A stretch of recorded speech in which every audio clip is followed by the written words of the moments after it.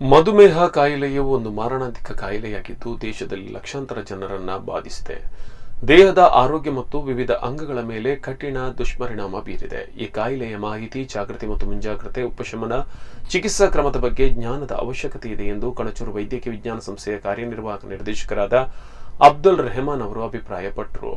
ಅವರು ಸಂಸ್ಥೆಯ ವೈದ್ಯಕೀಯ ಶಾಸ್ತ್ರ ವಿಭಾಗದ ಆಶ್ರಯದಲ್ಲಿ 12/11/2022ರಂದು ಸಂಸ್ಥೆಯ ಸಭಾಂಗಣದಲ್ಲಿ ಆಯೋಜಿಸಿದ ವಿಶ್ವ ಮಧುಮೇಹ ದಿನಾಚರಣೆಯನ್ನು ಉದ್ಘಾಟಿಸಿ ವೈದ್ಯರು ಮತ್ತು ವೈದ್ಯಕೀಯ ವಿದ್ಯಾರ್ಥಿಗಳನ್ನು ಉದ್ದೇಶಿಸಿ ಮಾತನಾಡಿದರು.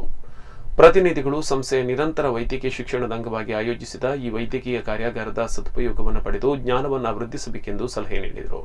ಸಂಸ್ಥೆಯ ಪ್ರಾಂಶುಪಾಲರಾದ ಪ್ರೊಫೆಸರ್ ಡಾಕ್ಟರ್ ಕೆಜಿ ಕಿರಣ್ ಮಾತನಾಡಿ, ಮಧುಮೇಹ ಕಾಯಿಲೆಯ ಬಗ್ಗೆ ಮಾಹಿತಿ, ಜಾಗೃತಿ, ಮುಂಜಾಗ್ರತೆ ಕ್ರಮಗಳ ಬಗ್ಗೆ ವಿವರ ನೀಡಿ ದೇಶದಲ್ಲಿ 11% ಜನರು ಈ ಮಾರಕ ಕಾಯಿಲೆಗೆ ತುತ್ತಾಗಿದ್ದಾರೆ ಎಂದು ಮಾಹಿತಿ ನೀಡಿದರು.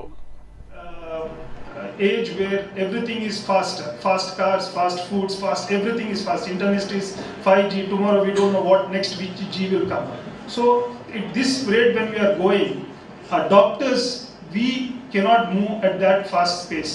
We have to be with the patient. We have to give time to the patient and educate the patients. Even if we see say 5 patients per day, that is enough, but then you give your quality time to the patients and try to educate.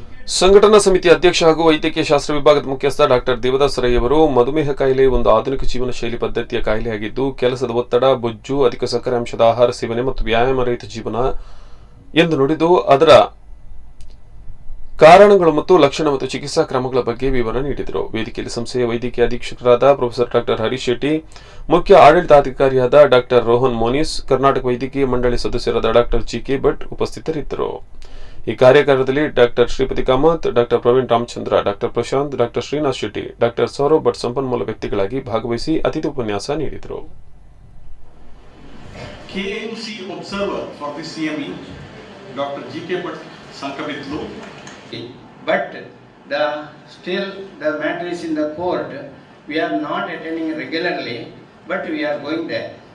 But only the previous committees managing the KMC, Dr. Kanchi and other fellows,